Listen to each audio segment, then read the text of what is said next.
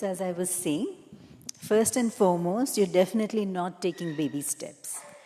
You don't come here to the Guru and end up taking baby steps.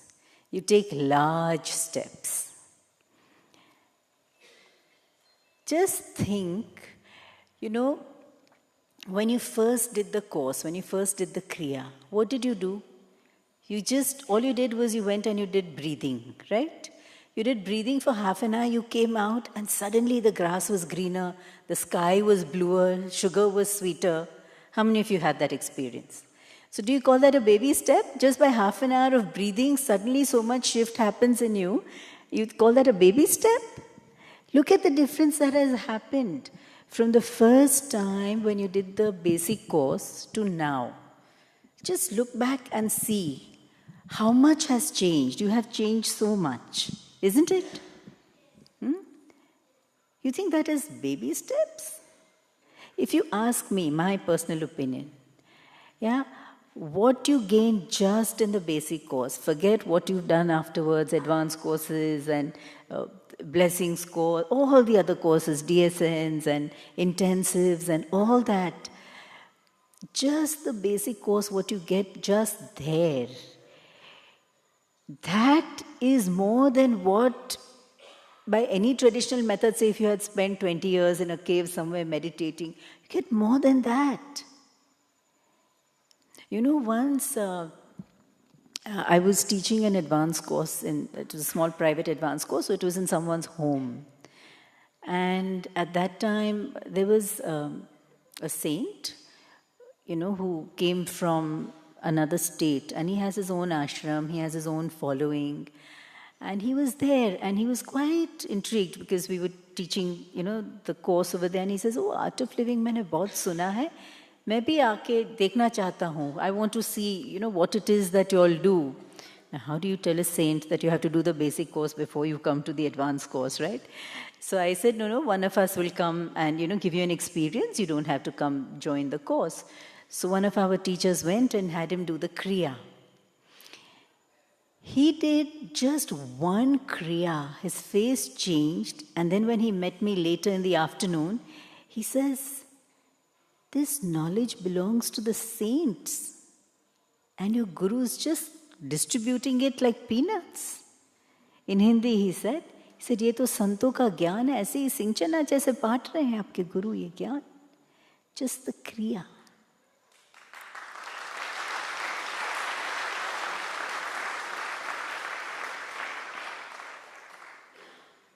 He had not done anything else. And he was a saint. And then when he came back to Bombay, he sent a message, "Tell her I'm still doing the Kriya." So if you think you're taking baby steps, that's rubbish. Once someone asked Guruji, I like the change that's happening to me. Put me on an express train. He says, "Impossible. You're already on a super express train." So that's as far as taking steps goes. Baby steps, it's not baby steps. Other than that, your concern is that how do I evaluate my growth, right? You want to know that how have I progressed, not progressed? You don't need to know that. You have a guru for that. There is no way to really know. The only measure that you and I can really see is when we look back and we see the difference that we feel between day one and now. That is the only thing that we can see.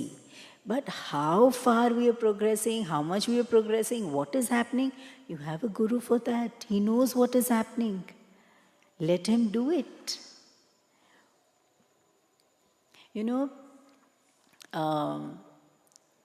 I remember that when I first came to the Art of Living, when I first met him, the earlier, must be the first, second year of having met him. At that time, Guruji said, he says, "You remain seated in the cart. I'm pulling the cart. तुम्हें कुछ नहीं करना है, तुम सिर्फ बैठे रहो, मैं गाड़ी खींच रहा हूं, तुम सिर्फ उतरना नहीं."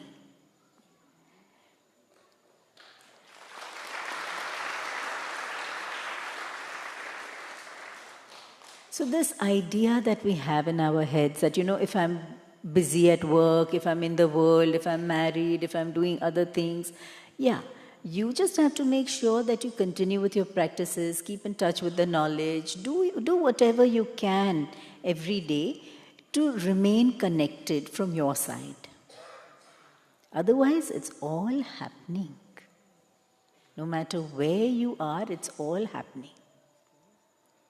Once, when I first met Gurudev, I said, first time I met him, I said, I don't want to go back. If I go back, I'll lose the feeling that, I didn't know so much joy, so much happiness was even possible in the world. I didn't know I could feel that kind of happiness. So I said, I don't want to go back. If I go back, I will lose the feeling. And he says, look, if you never ever see me again, if you never meet me again, whatever you need whenever will come to you. And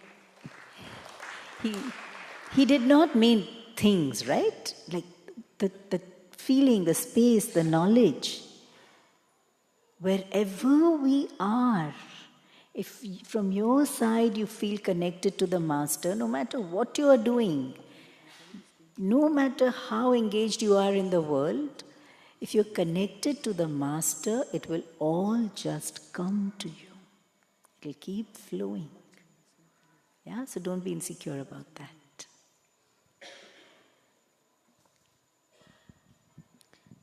Jai Gurudev Didi, I am about to get married. My mind is getting stuck into worldly thoughts again and again. Because of this, I am not having deep meditation, as I used to have in previous advanced courses. Is this marriage taking me away from spirituality? I am worried. Please help. It is not marriage that's taking you away from spirituality. It is your mind that's taking you away from it. So you're getting married. Be relaxed. Be happy. There's going to be a nice shift in your life. You're going to be married. You're going to be happy. Everything's going to be good. But when you're meditating, meditate. Huh? It's your mind that's coming in the way. Nothing else. It's not marriage. It's always the mind. It's never situations.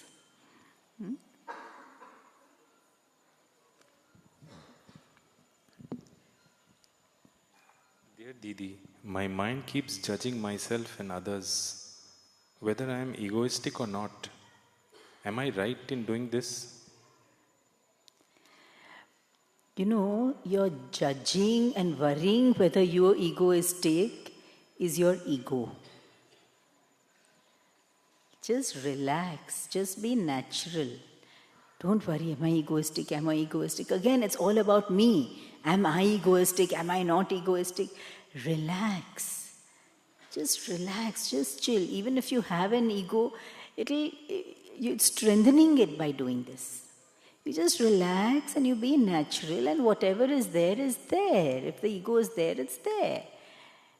It's not there, it's not there, doesn't matter. What are you going to do? So you are egoistic. So what are you going to do? You discover you're egoistic. What are you going to do about it? What will you do? Can you do anything about it? If you think you can do something about it, then that's your ego. Again. So just drop it and be natural. Okay? Time will take care of everything. Jai Gurudev, my question, if you are dull, your Guru is brilliant. If you are brilliant, your Guru is irrational. If you are irrational, your Guru is irresistible. If you are perfect, your Guru is imperfection personified. If you complain, your Guru gets tougher. Does this all repeat in a cycle? Can this all happen again and again? Can this all? Happen again and again. Can this all happen again and again?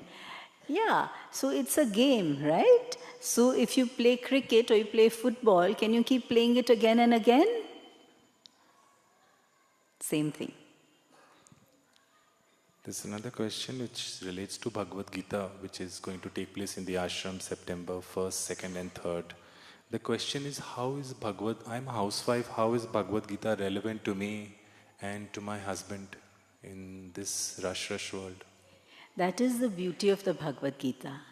It is relevant through the ages for each and every person on this planet, regardless of what their lifestyle is, what they're doing, which part of the world they're in, what language they speak, what gender they are.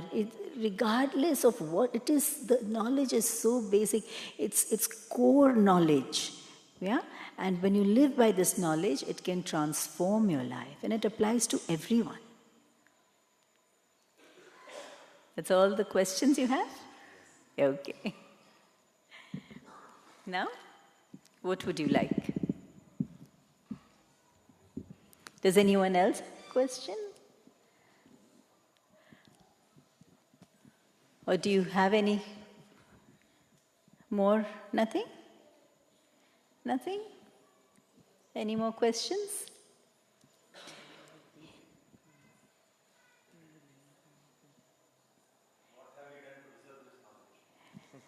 You know, I keep wondering that all the time. What have I done to deserve this?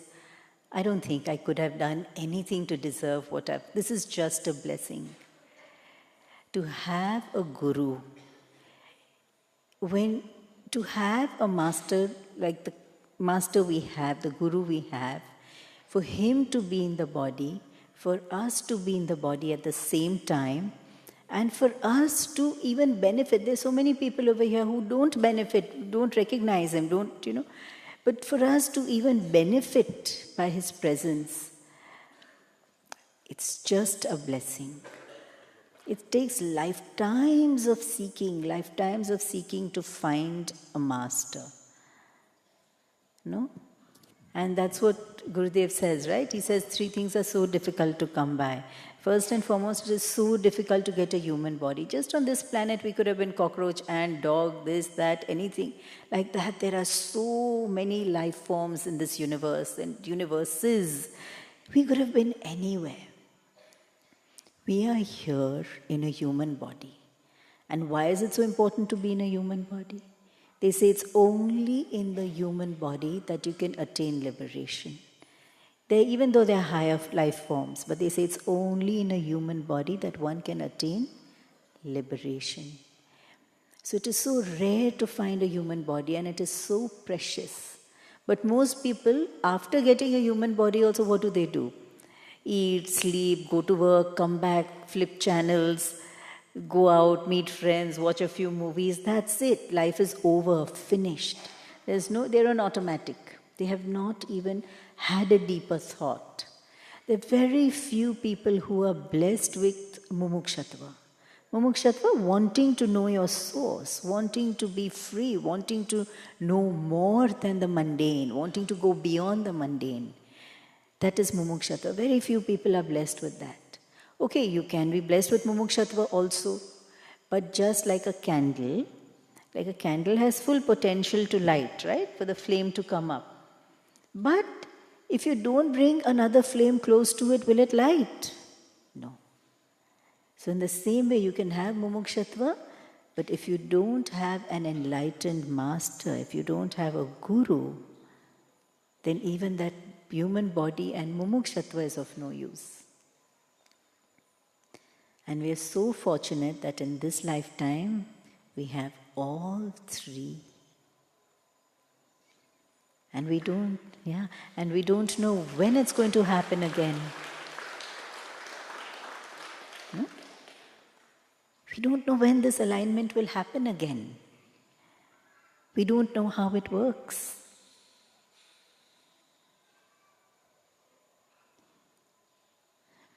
Once, I don't know, I just told them outside, I said, don't ask me any guru stories, I'm not going to tell, and I on my own am talking about, long back,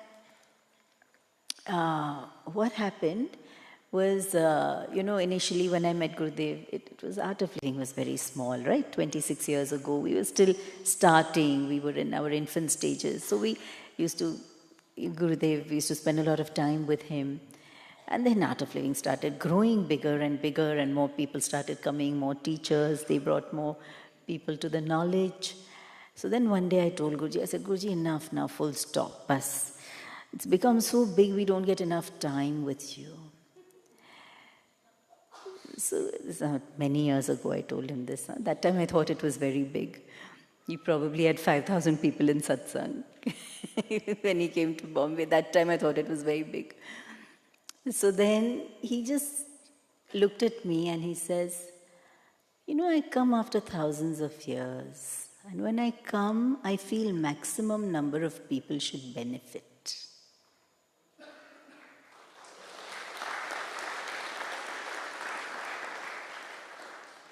Can you imagine?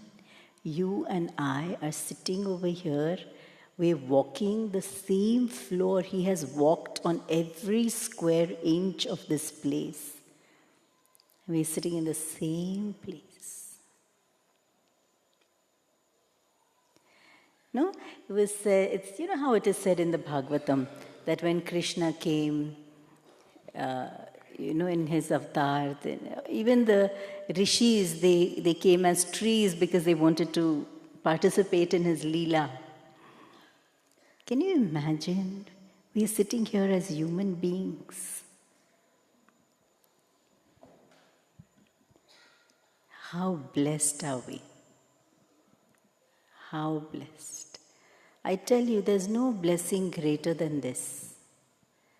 If you have a master in your life, it really doesn't matter what else you have and don't have. We've come here thousands of times, no? Millions of times we've come in different forms, sometimes rich, sometimes poor, sometimes male, sometimes female, sometimes good, sometimes bad, sometimes beautiful, sometimes ugly, all different things. We've come in all different forms. And we will continue to come. We have experienced everything there is to experience. And it all comes and it goes. It's just a matter of few years. It goes. It's gone. When you go, when the body goes, it all goes. The most precious thing, the only thing worth having is a master, is a guru. I feel like that, and this is how I feel. After that, doesn't matter what you have, don't have. No? Those who are not in silence, do you agree with me? Yeah.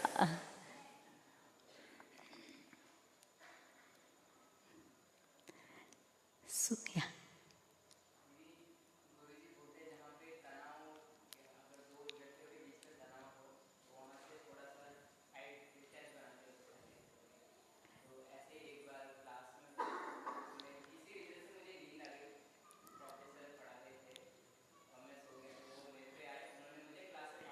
हाँ.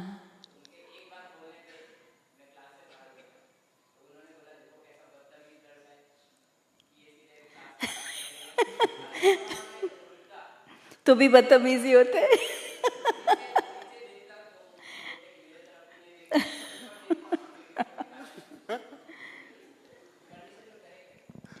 कुछ नहीं, देखो, मजा लो उसका. जानते तो हो. उन्होंने तय कर लिया था कि तुम बदतमीज हो, चाहे कुछ भी तुम करते, तो बस मजा ले लो उसका, और क्या. सीरियसली नहीं लेना उसको, कोई बात नहीं. उनको स्ट्रेस, देखो किसी को स्ट्रेस है तो वो किसी तरह निकालना चाहते हैं ना, तो कंपैशन रखो उनके लिए. देखो तो घर जाके क्रिया कर सकते हो, वो क्या करेंगे. है ना?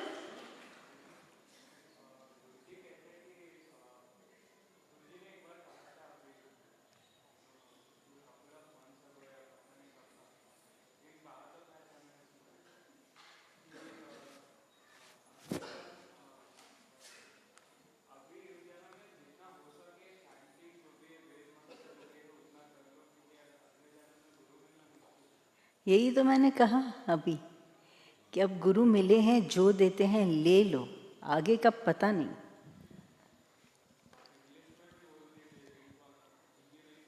कोई बात नहीं, मैंने इंग्लिश में बोला तब हिंदी में भी तो लोग थे, कोई बात नहीं. और क्या? हाँ.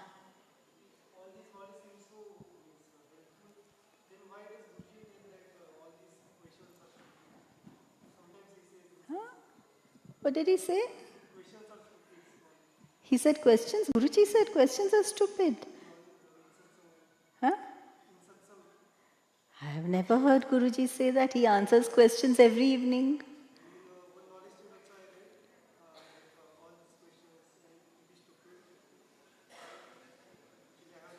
Acha, I have not read that. Huh? I can't comment on that.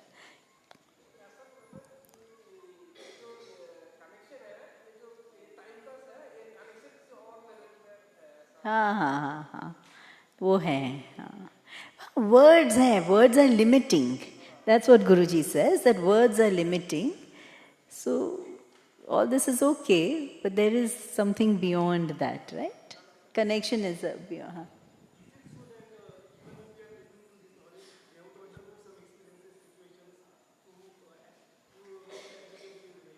Of course, that's why this whole organization is a playing field. All the seva that we do, all the projects that we do, Guruji doesn't need us to do any of these things. Just one sankalp from him is enough. But still he does all this because it's a field for us to learn. This entire organization has been set up in such a way that it's a field for us to learn. There's another question, Didi, which has just come. It's relevant to what you're speaking now. It says, when Guruji speaks the knowledge, everybody's receiving it, interpreting it, coloring it with their perception and adapting it to their use according to their state of their mind. Correct. How can we receive the knowledge which he gives in its purest form without coloring it? It's like the Gita. Every time you read the Gita, it has a different meaning, right? It depends on your state of evolution. So Guruji's knowledge is also like that. Every time, at least that's my experience. How many of you have had that experience? Isn't it? Every time you read it, it holds a different meaning. Because it's not just words. Infinity is contained in his words. It's energy, his words are, So every time you read it, that's it. Anything else? Would you like to meditate? Should we meditate? What time is it? Is it? Huh? We have time? So we can meditate a little and then maybe you all can sing after that. Or would you like to sing and then meditate? Meditate? Ha ha ha. Yeah. Huh?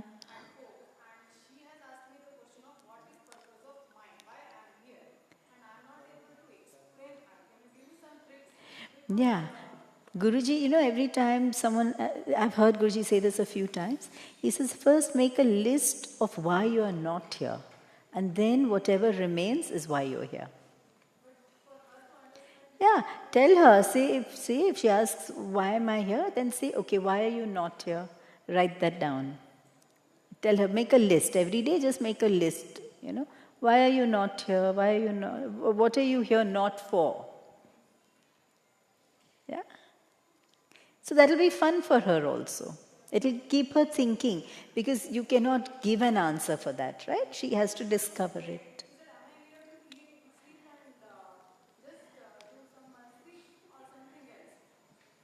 How beautiful. You're so lucky to have a child like that.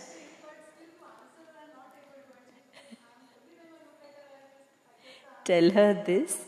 All our children who've done our courses, be it Art Excel, yes, intuition process, my God, they just changed people. You feel like, and the children, they're so innocent, they just get it.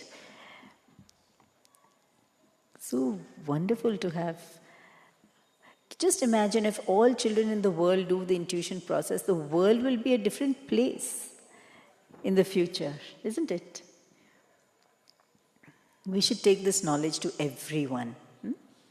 Everyone, all children should get this knowledge. They're entitled to it. Yeah? Uh-huh.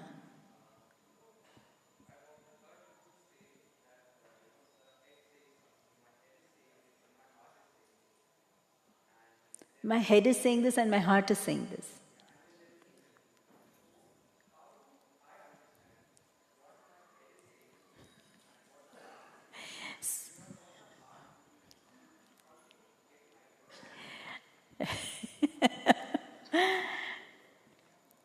Your head is thinking what is right and what is wrong. It has logical, there's no emotion involved in it.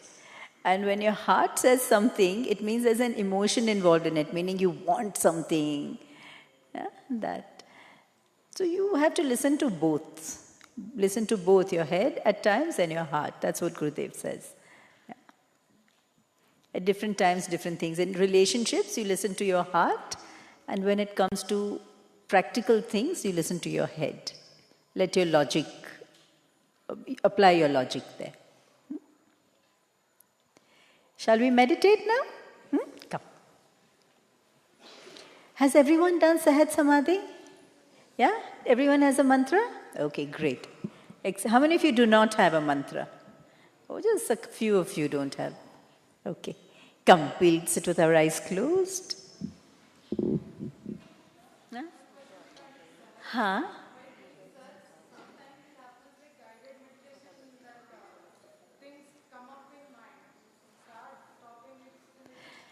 Doesn't matter. You know, in meditation, since this meditation question has come up and everyone's here to meditate, in meditation, you don't control your meditation.